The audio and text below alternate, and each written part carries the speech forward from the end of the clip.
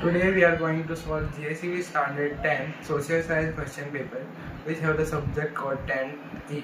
So starting from section A. In section A, first 5 question are match the column.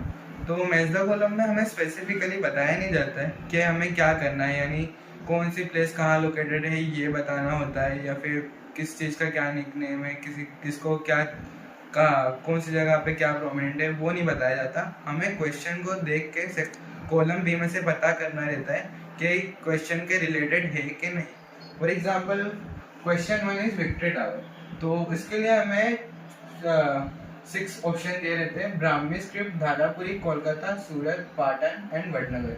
तो इन सब question में से जो वडनगर है वो क्वेश्चन 1 के रिलेटेड है, क्योंकि विक्ट्री टावर वडनगर में लोकेटेड है। इसके लिए फर्स्ट का आंसर है वडनगर है। और सेकंड क्वेश्चन है जरी वर्ग, तो जरी वर्ग के लिए हमारे पास बचा है ब्राह्मी स्क्रिप्ट, धारापुरी, कोलकाता, सूरत, पाटन। क्योंकि वडनगर तो हो गया है, तो इन सब में से सूरत क्वेश्चन के रिलेटेड है, क्योंकि सूरत में ही जरी वर्ग सबसे ज़्यादा होता है। इसके लिए सेकंड का आंसर है डी, सूरत। फिर third question is pillar inscription. इसके लिए हमारे पास है ब्राह्मी स्क्रिप्ट, धारापुरी, कोलकाता एंड पाटन। तो जो पिलर इंस्क्रिप्शन है वो ब्राह्मी स्क्रिप्ट में लिखा जाता है। इसके लिए थर्ड का आंसर है A, Brahmi script. Then fourth question is Elephanta, और इसके लिए हमारे पास बचा है धारापुरी, कोलकाता एंड पाटन। तो यहाँ एलिफेंटा का मतलब है एलिफेंटा केव्स, तो इस क्वेश्चन के रिलेटेड है अपने पास धारापुरी, क्योंकि एलिफेंटा केव्स को धारापुरी के नाम से भी जाना जाता है। इसके लिए फोर्थ का आंसर है B, Dharapuri. And then the last question is Indian museum. इसलिए इसके लिए हमारे पास बचा है एक कोलकाता और दूसरा पाटन। तो इंडियन म्यूजियम कहाँ लोकेटेड है ये पूछा गया है, तो इसका आंसर है कोलकाता। तो फिफ्थ का आंसर है सी, Kolkata. Then there are two false. Question number 6 is local people are permitted to collect the wood and to graze their animal in reserved forest.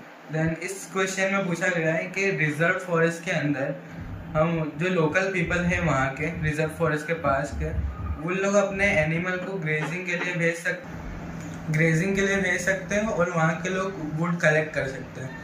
लेकिन हमको पता है कि जो रिजर्व फॉरेस्ट है वो directly under the administration of government है, इसलिए वहाँ पे ऐसा करना अलाउड नहीं है, तो इसका आंसर है false. Then the question number 7 is by multiplying the total income of the country with the total population of the country we obtain per capita income.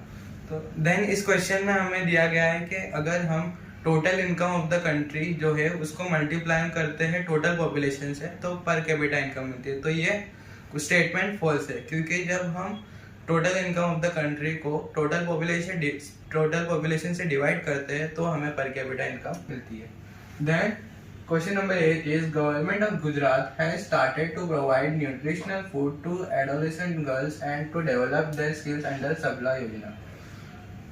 Then question number 8 में हमें दिया गया है कि गुजरात गवर्नमेंट ने सबला योजना स्टार्ट करी है to give nutrition food to adolescent girls. तो ये ट्रू है, इस क्वेश्चन का आंसर ट्रू है। Then question number 9 is seats are reserved for scheduled castes and scheduled tribes in gram panchayat and municipality.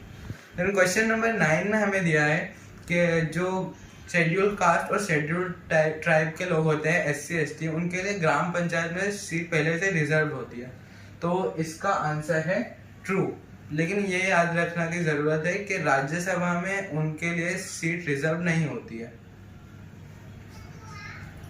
Then in question number 10, as per 2011 estimate, the number of elderly people are in Arunachal Pradesh.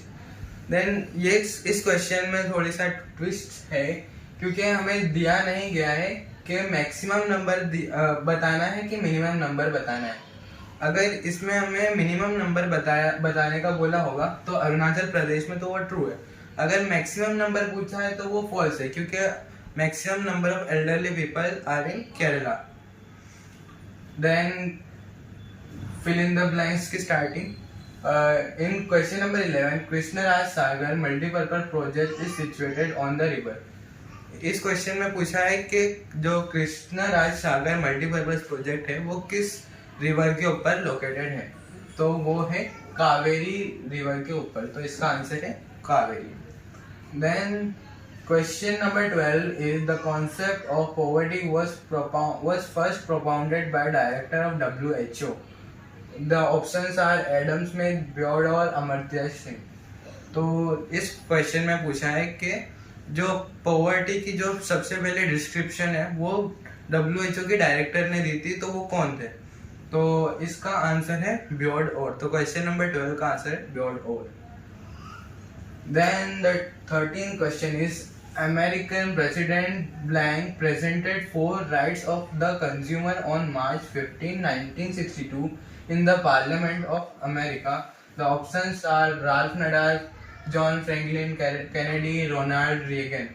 तो इस question में हमें पूछा है कि जो American president थे उन्होंने कंज्यूमर्स के लिए 4 राइट दिए थे मार्च 15, 1962 में, तो उनका नाम क्या था, तो इसका आंसर है John Franklin Kennedy. Then question number 13 का आंसर जॉन फ्रैंकलिन कैनेडी।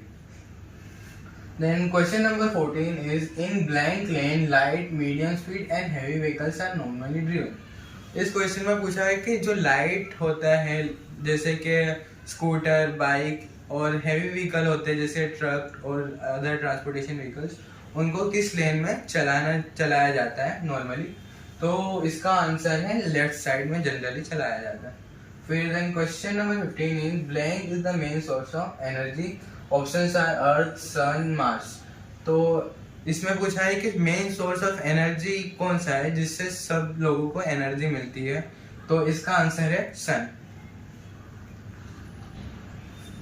फिर choose the correct option from those given below and answer the question. Question number 16 is which of the following is a bio reserve zone.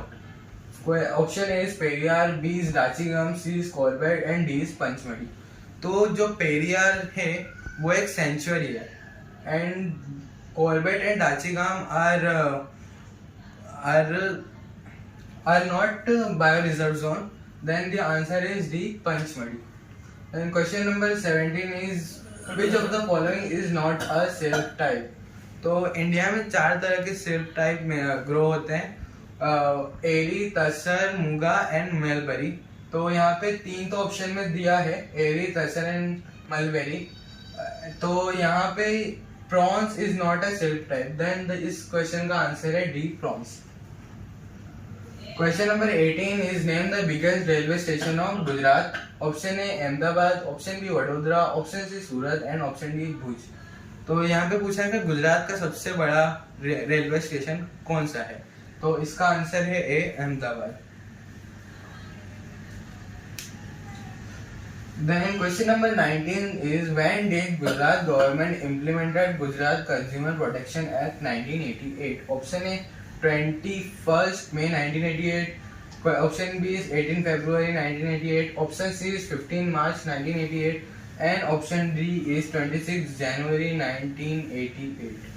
तो इस question में पूछा है कि Gujarat government ने Gujarat consumer protection act कब लागू किया था, इम्प्लीमेंट किया था, तो इसका आंसर है B, 18 February 1988। Then question number 20 is what is the main function of helmet while driving a two-wheeler? Option A to reduce the impact of collision on the head. Option B to protect head from heat stroke. Option C to stop wind to enter the eyes. Option D to protect ears from noise pollution. Then this question is from last chapter, 23rd chapter.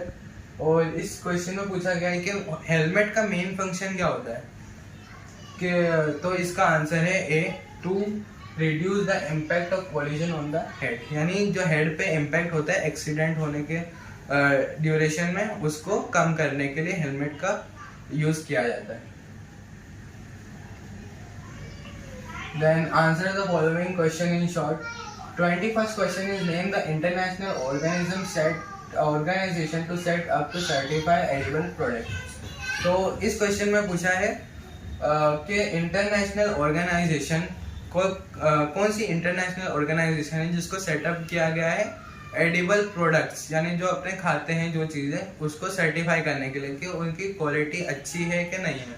तो इसका answer है codex Alimentarius commission CAC, जिसकी spelling है CODEX ALLIMELATRIUS